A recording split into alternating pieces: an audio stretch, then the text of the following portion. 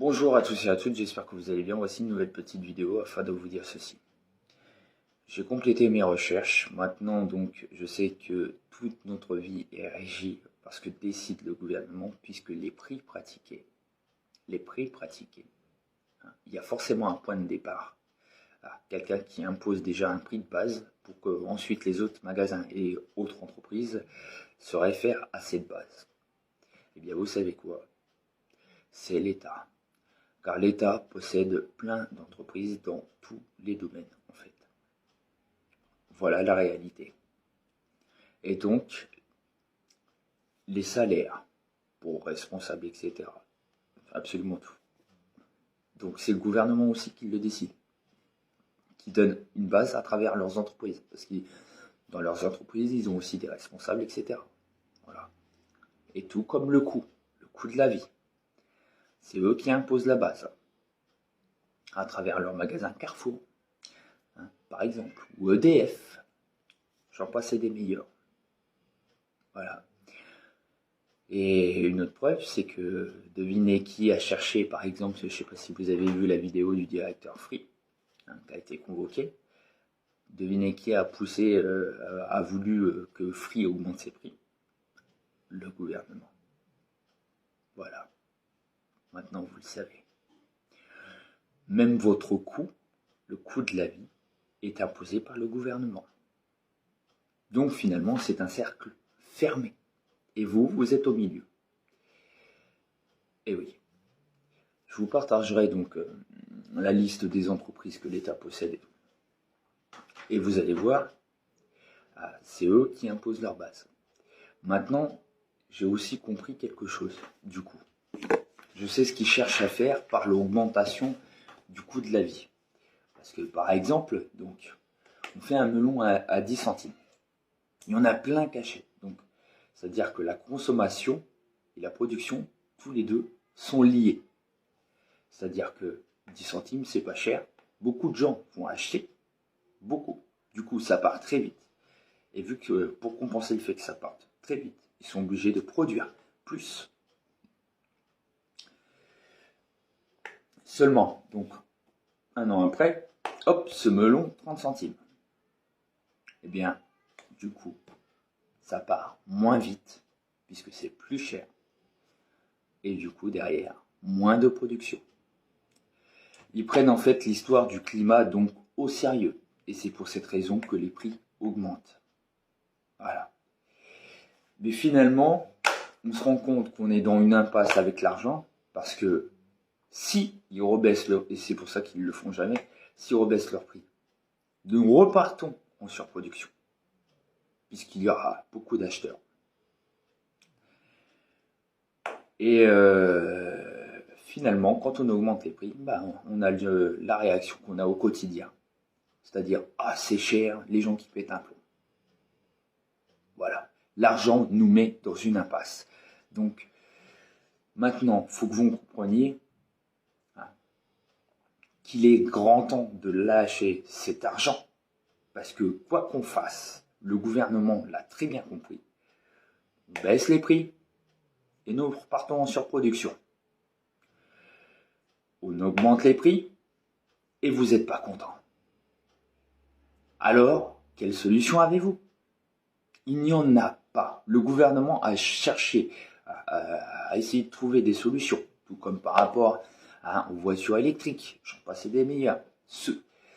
Sauf que le problème, c'est l'écolo sans être vraiment écolo finalement, c'est même pas écolo. Eh ben oui, parce que l'argent nous freine. Il y a un budget qui est déterminé. L'argent, il n'y en a pas en illimité. D'accord? Donc finalement, on se retrouve avec un système qui est en train de mourir. Maintenant, il y a un choix qu'il va falloir qu'il soit fait par le peuple, soit de continuer avec cet argent. Et du coup, il ne faudra pas s'étonner du résultat final, parce que tout le monde le sait. On le sait. Et du coup, vous prenez la décision de sacrifier la vie de vos enfants juste parce que vous pensez que l'argent nous permet de vivre, on meurt de soif, on meurt de faim, mais on ne meurt pas si on n'a pas d'argent.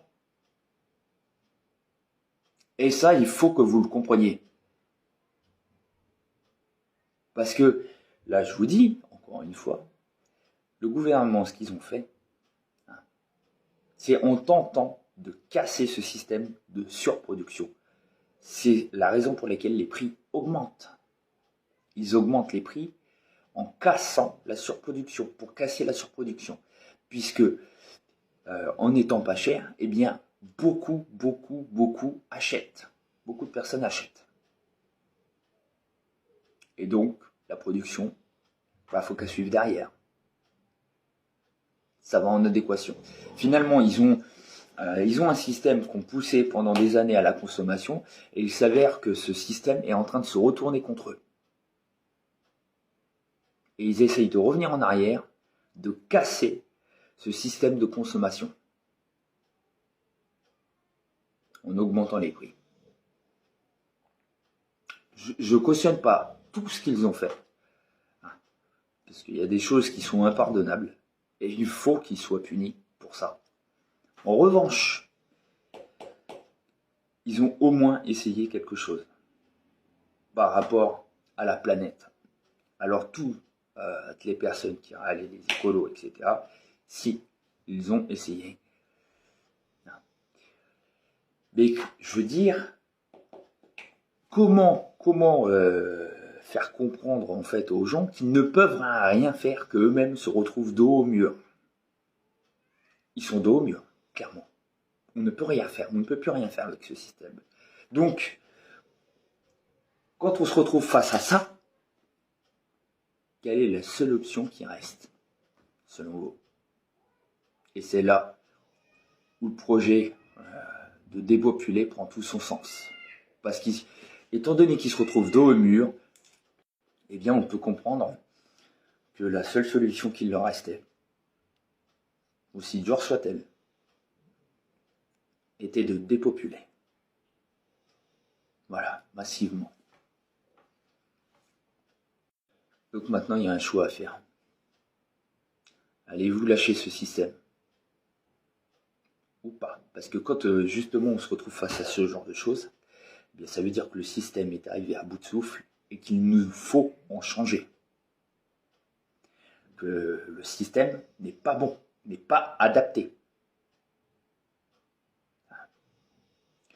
Donc, il faudrait arrêter de se comporter comme des enfants,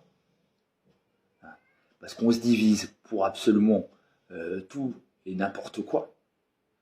On a l'impression de voir des enfants en train de se battre.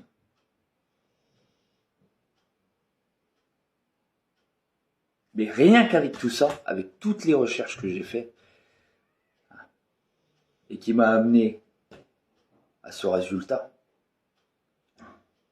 où j'ai pu constater moi-même que finalement le gouvernement s'est retrouvé dans une impasse, puisqu'encore une fois, s'ils descendent leur prix, on repart en surproduction. Et oui, parce que plus d'acheteurs, donc plus de production. Et en augmentant les prix, donc moins de production, moins d'acheteurs, mais vous n'êtes pas content. Alors que faire? Quelle est la solution? Sur ce, salut à tous et à toutes et à bientôt pour une prochaine vidéo. Ciao, ciao.